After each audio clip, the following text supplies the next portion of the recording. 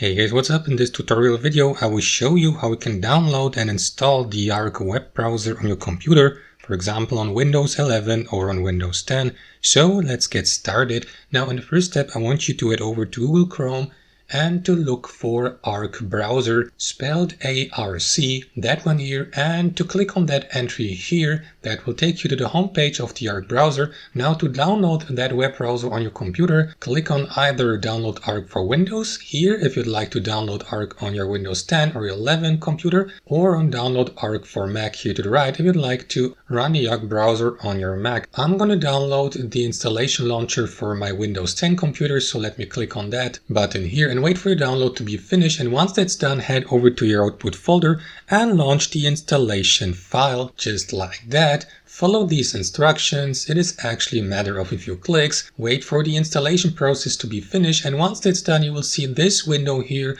where you will be given the opportunity to create an account in the Arc browser. So let me do that in the next tutorial. So guys, that's how you can download and install the Arc browser on your computer. Thanks for watching and have a wonderful day.